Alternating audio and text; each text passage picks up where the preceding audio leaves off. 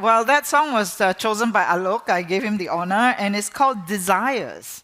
Yeah. What a lovely, lovely song. So I'm going to start off with an audience poll because we talked about if online travel was a movie. So we've got some movie titles. And if Bollywood were to make a movie about Deep and Alok, pick one of this, okay? All right, so the first one is Kabhi Client, Kabhi Competitor. Sometimes a client, sometimes a competitor. B is the love train versus the flight plan.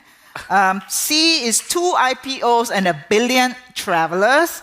And D is translation, you only live once. All right, so we'll leave this on a while, and then you scan and you pick the movie that you would like to make about Deep and Alok. All right. Too funny.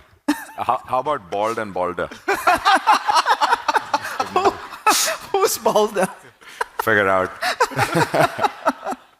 Well, you certainly not changed since you were on the WIT stage in 2005. I believe you were at the first one, so welcome back. Well, congratulations to you, and it's amazing. And how much has changed, right, in 20 years. So you once said that Make My Trip would become the Sea Trip of India. And then there was TRIPS investment in Make My Trip, which therefore, made the comparison between China and India, right? So if China drove the last 20, India will drive the next 20? Hope so, yeah. But how would it drive it differently, you think?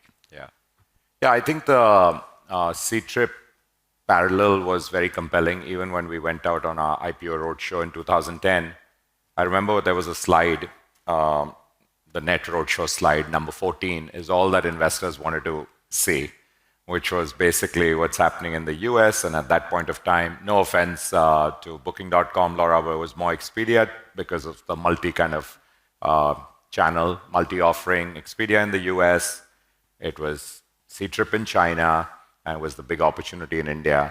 And I think that was the real slide for the whole IPO, which sold the IPO. But I guess we've grown into that well. Firstly, I think multi-product in India, that's really key. People are looking for one brand to trust for almost everything. And of course, in different geographies, it's very often, let's lock in the hotel stay first, particularly in Western Europe. But if you look at India, it's definitely how to get there. It could be a flight, it could be a train, it could be an intercity bus, it could be a car rental. And then where am I going to stay? And maybe Asia is that kind of thing. China also was probably a similar kind of thing.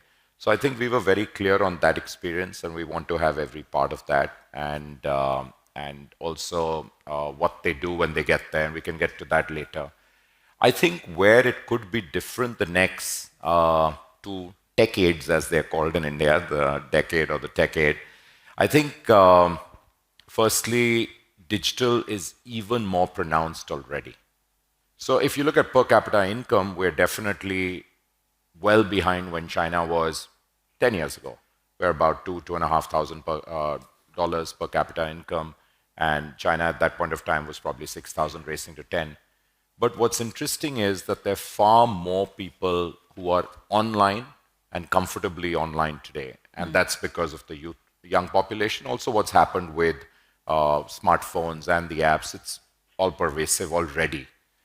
And the payment infrastructure is very beautifully fixed. So India has UPI, which has just done a phenomenal job of allowing micropayments. People without bank accounts can use actually their wallets if they want to. So all of the building blocks are ready for takeoff. We've also got a fairly vibrant domestic air, all private. The one nationalized airline, Air India, also went private. The Tatas bought it. So I think that's quite vibrant. Where we lag behind, I think, is hotel infrastructure.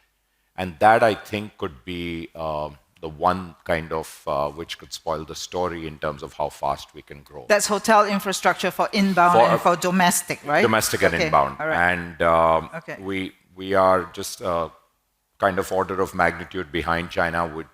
I think we're about 1/30th in terms of number of hotels. So India has one branded hotel room for about 10,000 people. China has the same for about 300 people. Okay. And then the US has the same for about 60 So people. infrastructure. So I think the infrastructure, but not the roads. The roads infrastructure has come up well. flight infrastructure has really taken off because it's also easy. Like you have about 100, 150 airports. So I think that could be the dampener to the overall story, if any. But the positive side is fully digital. I mean, Alok, you've been at it for 17 years, right? You know, and so it's much more digital, much more online payments. You spoke about it yesterday. So the building blocks are there. And you said yesterday too that only, was it 4% of Indians? 4.5%, yeah. 4.5% of Indians fly versus 37% of Chinese. And India has 800 million internet users, but only 150 million buy travel online. So upside. Now, everybody's been waiting for India. Do you think the time is really now? Because we've been asking that question for the last 10 years. No, you know, to be honest, it still looks very early, just because of the stats that you mentioned. And despite the fact that, you know, a lot is still broken in our country, I think the complexity of doing certain things in India make the market very different. And I sometimes say that it's not just one market, right? It's like multiple micro markets. If you confuse it as one market, you know, you can make the biggest mistake of your life to address it that way. And, you know, what we've discovered is that there are so many layers of understanding this by geography, by culture, by region, by even the mode of transport that people prefer or can afford. And I think the story of India in online travel will unfold very differently from anywhere else in the world. Because if you look at what happened in China, the penetration went from 4 to 37 in a matter of 2 decades. In India, that period might be a bit longer, right?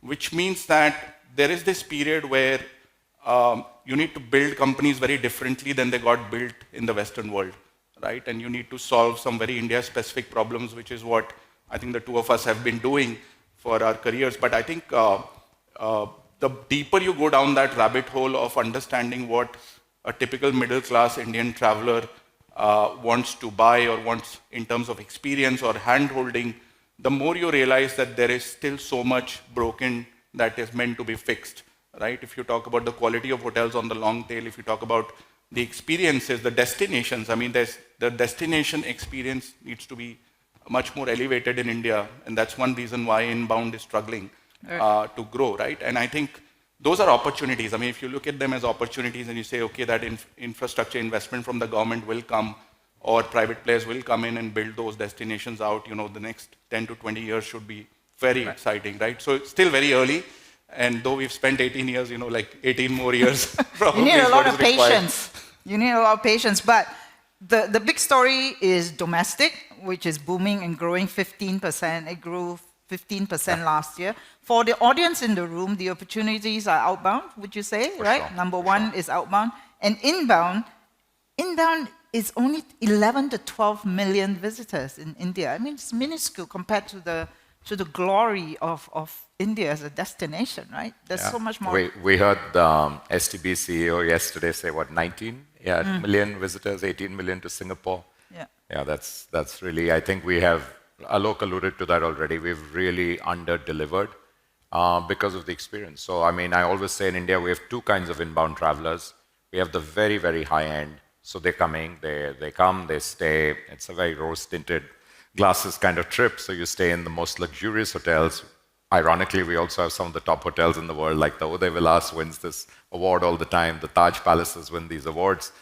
And then they maybe do private flights or maybe do first-class travel. They'll do Agra, Jaipur, New Delhi, maybe some other parts of the country, and they're gone. And then we have the other end of the spectrum. We have a lot of backpackers who'll go up to the hills, etc., or be in Goa, but we are still not an attractive destination for the typical middle-class Caucasian or Chinese family looking for a trip. And because of issues on infrastructure, maybe even security and hygiene. So I think we you know, the hotels have come up, but not in numbers enough. Right. But I think it's the overall ecosystem. We still have a way to go. So the big opportunity right now is outbound from India.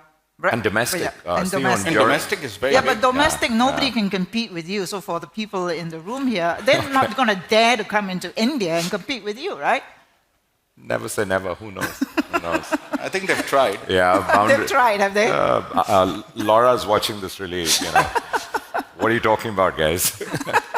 All right, so let's move on to technology and the next billion. And Deep, in 2005, in the documentary where I interviewed you, you said the shift was from agents being in control to customers being in control because online gave them that shift, right? And Alok, you kind of built on trains, and then you built trust, building your solutions. Like you built product for years without earning revenues. I don't know how you For a did decade. that.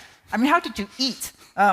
Anyway, in 2017, you launched Tara, which was the first voice-enabled deep learning agent. I mean, that was way ahead as well, right? So how will technology shift control again in the next 20? Deep, to you. Yeah, I mean, clearly it's going to be all about AI, at least for the first 10. I mean, who knows? 20 is really a long time frame given where we are today. Things are changing So far. by the month. I mean, we just learned about now your AI agent will be getting apps involved, talking to apps, so you can actually be talking to them. The SDK has been released already and it's out there. So things are changing dramatically, and I think you can look out possibly about 10 years. AI's impact, I believe, is the internet moment into or to the power of the smartphone moment, to the power of the app moment. That's what I tell my team all the time. I think it's just so humongous for our business. And particularly for OTAs, and in the think tank yesterday, we were doing a little bit of a brainstorm on a chart there on AI, and we were really saying it's going to be fantastic for the customer. More choice, takes away the pain of discovery, takes away the pain of all, and you can focus on the stay, you can focus on the travel, the actual trip. I think it's going to be great for suppliers too. Disintermediation even further. I think the real threat is for the intermediaries, the online intermediaries, if they don't get their act together fast. So there is obviously an opportunity. The opportunity is that we leverage AI better for travel, for our customers, make it truly seamless, truly painless. Right now, there's still a lot of pain if you start planning a very complex itinerary. I think table stakes, flight booking, hotel booking, a la carte, single standalone is table stakes. That's done. And it's done fairly well today. The post-sales is interesting. But talk about a complex itinerary. Today, AI can help you plan something, I think, much better than the average travel consultant. So that's changed. You would go for exotic trips.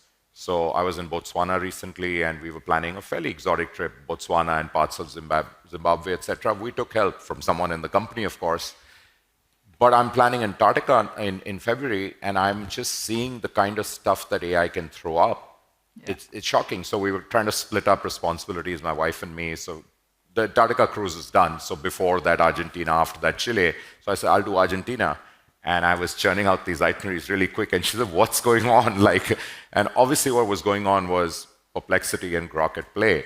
And they were just giving really great ideas. And the more you fine-tune them, I have to say that's compelling. That's a sobering moment of truth, isn't it? That, AI is better than your average travel consultant. So there will be corner cases, but I'm just saying the actual booking part of it is our opportunity. Right. Because there, I don't think we're ready to trust anyone else today but the brand, which is giving them that trust and comfort. So whether it's Ixigo or Booking or Expedia or Make My Trip, I think that brand trust that has been built, people still want to give that when they actually press the pay button.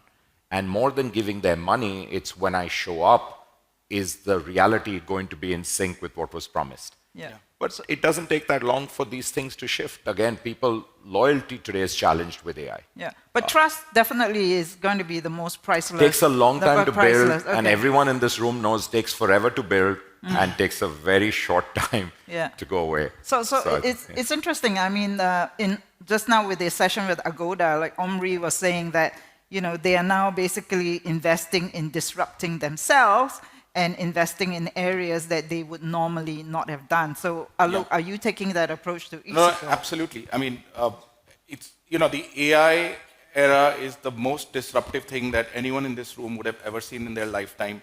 And I think all of us are underestimating, like most of these timelines that we talk about, like this will happen in 5 years, 10 years, I think it's going to happen in the next 6 months, right? And I think it's time that all of us seriously go back and reinvent ourselves, because it's, these seismic shifts can either be the biggest opportunity of your lifetime, or like the biggest threat you have ever faced in your lifetime.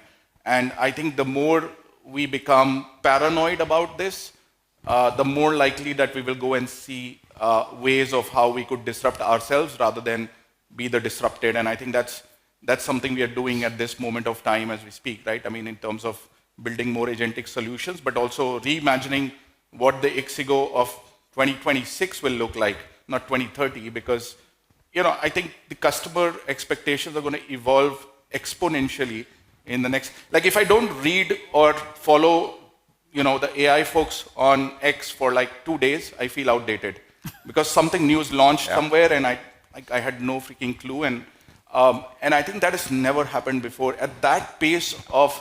So I think the technology is already there at the God mode. We haven't adopted it as an industry yet.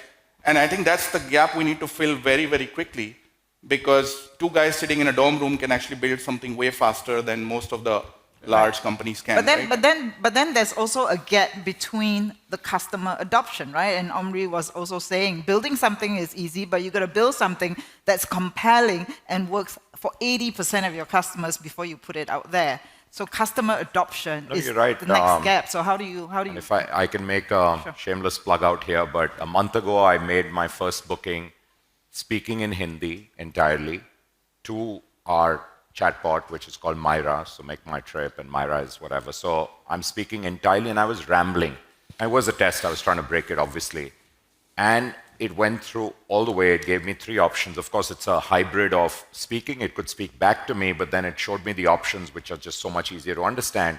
And then I wanted to push it and say, but why haven't I seen an option from this airline?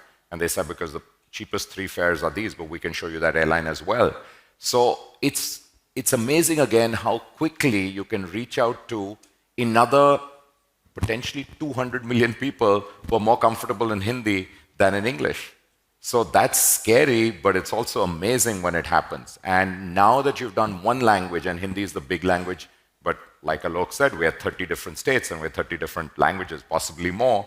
Doing the other languages is much easier because there's no real coding, right? We all know because the LLMs already know that. You just have to have the right kind of training and form factors, etc. So it's I think, crazy what can be done. So you're banking on Myra and you're banking on Tara. Why women? I think you said that yesterday. I heard you say that yesterday. Men are responsible for all the screw-ups. I heard. Did I really say that? You did say that. Everything that goes wrong because of men. There was some context. Yeah. All right. So, okay. So, I mean, that is a moment of reckoning, and a lot of things are out of control, but all we can do is now try and disrupt ourselves and reinvent ourselves. But at the same time, I guess we have to still build out our business model, right? And you have been making acquisitions, right? So you've been building out all the different pillars. You've bought payments, tours and activities, corporate travel, and Alok has also been busy building and acquiring. So talk to us about the acquisitions or the opportunities that or the steps you're doing to unlock the growth that's coming. Yeah, it's a very simple kind of philosophy. I think we see, obviously, we're always scouting, looking around. The balance sheet, thankfully, is fairly strong. Some of the giants in this room may not be that strong, but it's $500 million, so you have the money at play. No one likes that money just sitting around. You need a war chest and a cushion, but once you start making and printing money, I think it's important to see if there are companies out there who can help you build something potentially faster than you can. It's not like, I mean, technically we can all build anything we want, but it's just a question of where are you going to marshal your resources, because they're finite, the tech resources. And also what I do like to look for is really good entrepreneurs who will give us a few more years, if not more. So, I mean, ideally, if we can completely get them, but it's normal to expect that entrepreneurs want to do their own thing. But if we can get a long runway with them, I think the entrepreneurial kind of zeal, magic sauce that they bring to the table is very interesting. And I think I've learned from that. Even when we were investors in Ixigo, I think we would learn a lot from Ixigo and the way they were thinking. And they were the first meta search in India, and then of course they changed their model. But there's so much to learn from entrepreneurs who are focused on one particular problem. Right. So Book My Forex is our international travel Forex card. We just didn't know much about that business, and then in 6 meetings with the entrepreneur, you suddenly know so much more about it, and you're learning because they built it in a very. So it's more than different buying a business; it's buying sort of that If body you- of knowledge, right? At least for our kind of businesses, I think it's very hard. It's not picking up a brand. This is not Unilever just saying, I'm going to pick this brand, I have the distribution, and boom, plug it, play, and it'll happen now. So you rather buy than build. And Alok, what about you? No, I think in travel, I've not seen yet companies become really big without making acquisitions because each vertical is an ocean of, its own complexity, and it's very hard as an entrepreneur to do, every vertical right themselves. And I agree to Deep's point that it's also a great way to bring in entrepreneurial leadership that actually sticks with you and builds. Like the last two big acquisitions we did, Confirm Ticket and Abhibus, the management team is still around 4 years later. They're more kicked about the opportunity now than they ever were. And I think that's the only template. I think Booking is a great example of that template as well, of actually getting the companies to continue working like a startup within the company. So we keep evaluating such opportunities, and I think it's a great way to sort of diversify and grow. Right. Yeah. And you're going to stay home in India, or you're going to expand? We've got into the Middle East in a very significant way. We think that's one market, and the reason we went is not because the India opportunity is anywhere close to saturating, it's far, far away. But we were getting almost 10-12% of our traffic free of cost coming from the Middle East because of so many Indians there. And we think there's a big opportunity which is not fully being serviced. So we're there in Arabic and then into the whole GCC world. Okay. But we have to see how that goes. Through our Red Bus brand, we are in several markets, which is part of the legacy, because there are very few very interesting bus markets, intercity bus markets, which means typically there's not a great rail infrastructure. But there's a good road infrastructure. So you get a bus market like Indonesia and Malaysia and Brazil. So we are in a few of these markets, but otherwise. At the moment, domestic is keeping us busy. There's almost like 3 billion domestic trips that happen in India every year, and I think most of them are still happening offline. If you look at bus, again, 20% penetration of online, hotels, sub 20% penetration. I think nothing has happened yet. Like, let me put it honestly, right? In so domestic, the market hasn't happened yet. Homestay penetration, 5%. Yeah. So there's just so much opportunity in domestic, but of course, outbound is interesting because it's growing faster than domestic for air. Yeah, and, I think we are sort of starting to build out our international flights business in that sense. But yeah, I think domestic is keeping us busy most of the time. So you got healthy war chest and a huge market to tap. Okay. So now I want to go into India's cultural richness. We just saw Untapped, it's 11 to 12 million. Deep in our documentary, you predicted that once material needs are met, travelers will chase meaning, right? Yoga, meditation, heritage sites. And Alok, you also pointed to spiritual tourism. So how do you see India's cultural richness kind of shaping global travel in the next 20? Yeah, I think it's almost like the Maslow's hierarchy where, you really look towards, initially people were just saying, we're going to go see the place. And then it's all shifted towards what will you do when you go there? And now people are actually, ironically, traveling to be with themselves almost. So a lot of that is happening. And the more evolved travelers are doing that. So I think one of very big thing is sanctuaries where you can literally get away from everything else. That's become a big thing. So yoga and meditation was always being done in India for the longest time. Ayurveda, I think wellness has become so huge. So of course you can go to the best hotels and go to the best spas like Puneet was telling us. But I think people really want to do it and they believe in the old way of doing that, where they're going to immerse themselves for a couple of weeks, sometimes even longer, and completely retox and detox or detox their bodies and re-energize themselves. Right. So I think people are definitely keen to explore how this all started, and there was obviously something right being done there. Varanasi, which is the oldest living city in the world, people want to go and see like what is so special that the city's been going on for 5,000 years. There's got to be something going. Right. So I think India's opportunity is definitely there, but infrastructure points already been. Is a problem. Okay. Yeah, the footfalls are massive. I mean, I was at the Mahakumbh this year. Me too. Yeah. There were like 600 million plus visits. I think uniques would have been 300 million, but it's just crazy. And if you look at Varanasi, like Deep mentioned, more than 100 million footfalls a year. Ayodhya probably 50, 60 million. These are just two spiritual magnets, right? And there are tons of these in India. But I think I think that market is still quite underserved, like not just by OTAs, but in general by the industry. Yeah. And a lot So, needs to be big done opportunity. Okay, now let's go to the audience poll and see which movie you picked. Remember that the movie choice? So let's go for that. Okay. So we have 2 IPOs and 1 billion travelers. How about that? Wow. Good choice. Okay, I'm going to wrap up with rapid fire, okay? Deep, what's one travel experience that won't exist in 20 years? I think going for endangered species, so maybe polar bears in the Arctic. Sadly, I don't think we're going to be there. I don't sad. think so. Yeah, it's Okay. true. Yeah. Alok, the next $1 trillion travel opportunity is, don't say India. No, but I think it's spiritual and wellness tourism globally, right? Because as you know, the internet actually, when it existed, we would go into the internet to get away from the real world. But now it's the opposite. We want the real world to get away from our screens, right? And I think we'll want more and more of the wellness and spiritual stuff. All right, please join me in thanking our leading man, Alok Bajpai and Thank Deep you. Kaura. Thank you. Thank you so much. Thank you. Thank you. For the next 2 hours.